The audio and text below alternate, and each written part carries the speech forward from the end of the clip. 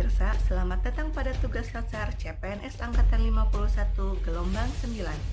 Hari ini, kelompok 2 akan membawakan berita eksklusif tentang wawasan kebangsaan dan bela negara. Rekan-rekan saya sudah bersama narasumber. Langsung saja kita lanjutkan pada rekan saya. Silahkan kepada Noviani Fitni.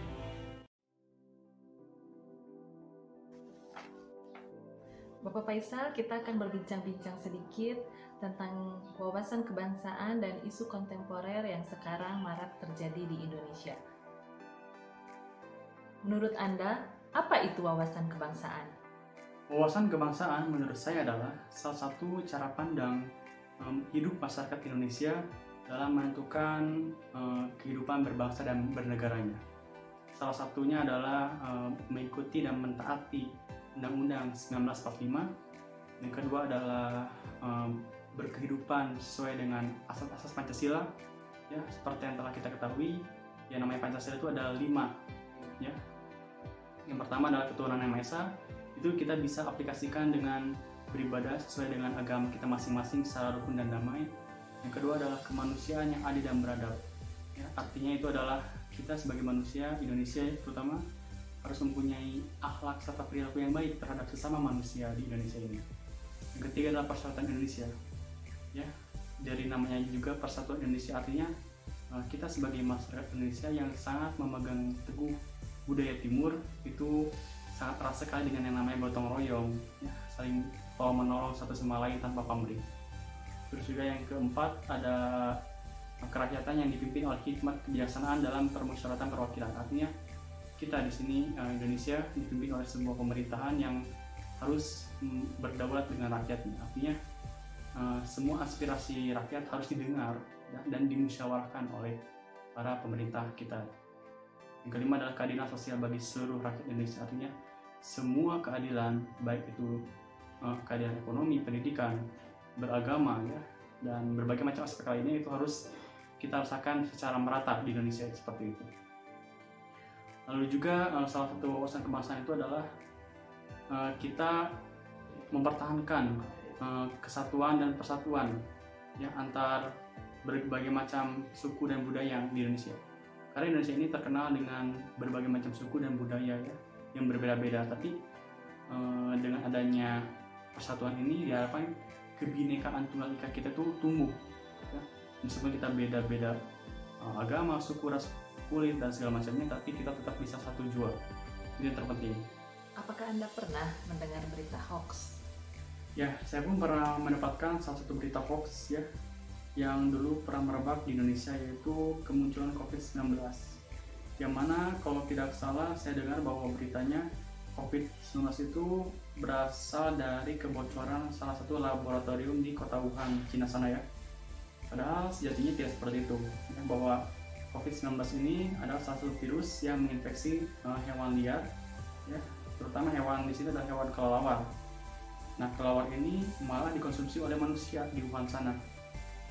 Dikonsumsi oleh manusia sehingga terjadilah yang namanya mutasi virus itu dengan tubuh manusia, yang akhirnya menghasilkan salah satu virus COVID-19 ya. Karena virus itu mulai terdeteksi di Wuhan tahun 2019, makanya dinamakannya COVID-19. Menurut Anda, bagaimana persebaran hoax di Indonesia? Ya, menurut saya perkembangan berita hoax di Indonesia ini cukup merebak dan sangat luas sekali, karena bagaimanapun juga banyak sekali oknum-oknum ya yang menyalahgunakan media sosialnya untuk menyebarkan salah satu berita hoax ya dari berbagai macam aspek berita seperti itu. Dengan berbagai macam cara mereka menyebarkannya, seperti memotong salah satu berita atau memotong video yang dipotong-potong dan langsung disebar begitu saja tanpa di filter terlebih dahulu, tanpa mereka analisis terlebih dahulu si berita tersebut. Mereka langsung menyebarkannya saja tanpa melihat apa atau membaca berita tersebut secara keseluruhan. Bagaimana bahaya hoax terhadap keutuhan negara kita? Menurut saya, salah satu bahaya yang bisa kita rasakan jika kita membiarkan berita hoax ini tersebar adalah akan terganggunya stabilitas persatuan dan kesatuan di negara kita ini. Ya, karena bagaimanapun juga terkadang media sosial ini, terutama media-media masa yang tidak bertanggung jawab ya, yang main menyebarkan berita hoax, yang mana di dalam berita tersebut sering ada ujaran kebencian, provokasi, dan juga kata-kata yang kasar yang sering digaungkan di berita tersebut, dan hal itu sangat tidak baik bagi keutuhan negara kita.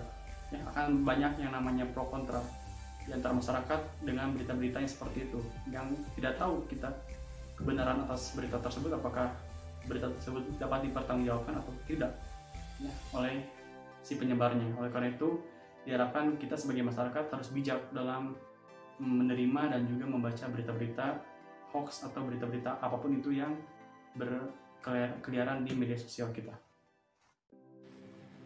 Terima kasih kepada narasumber dan rekan saya. Selanjutnya kita simak narasumber kedua bersama rekan saya, Indri Oktaliana Putri. Bagaimana sih persebaran berita hoax yang ada di Indonesia ini saat ini? Yang saya baca, saya pernah buka situs Diskominfo ya, penyebaran hoax di Indonesia itu sangat marak sekali, sangat banyak dan cepat sekali menyebar. Saya melihat ada 800.000 situs-situs yang menyebarkan berita-berita hoax di Indonesia. Jadi penyebarannya sangat marak sekali dan cepat sekali. Baik, dengan adanya persebaran berita-berita hoax yang ada di Indonesia, menurut Ibu, apakah dengan adanya berita hoax yang tersebar di Indonesia bisa mengancam keutuhan suatu negara? Sangat berpengaruh ya terhadap keutuhan negara kita. Berita hoax ini menjadi konsumsi sehari-hari buat masyarakat. Masyarakat juga tidak memiliki cukup pengetahuan untuk benar atau salahnya berita hoax ini. Dengan maraknya berita hoax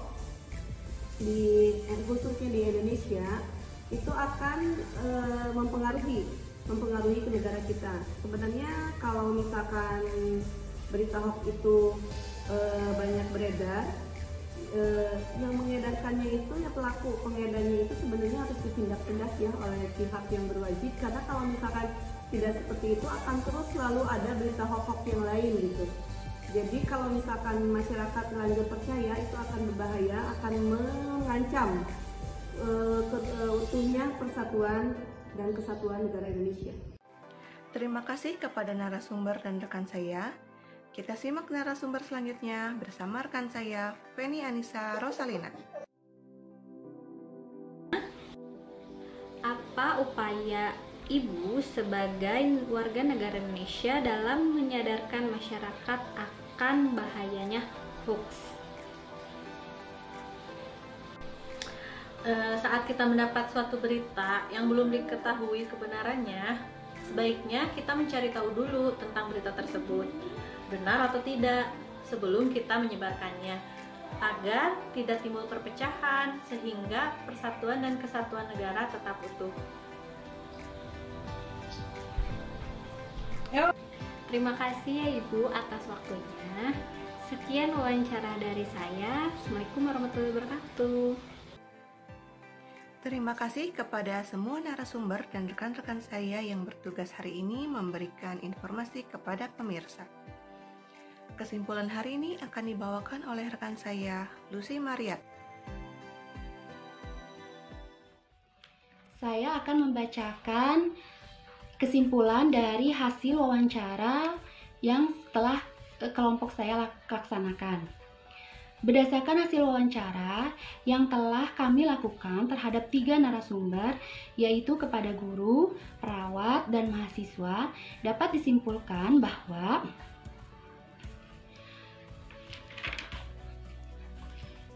para narasumber sudah memahami arti dari wawasan kebangsaan. Menurut para narasumber, wawasan kebangsaan adalah cara pandang masyarakat terhadap kehidupan berbangsa dan bernegara. Terkait kehidupan berbangsa dan bernegara, para narasumber menyadari bahwa adanya ancaman yang mengancam kehidupan berbangsa dan bernegara.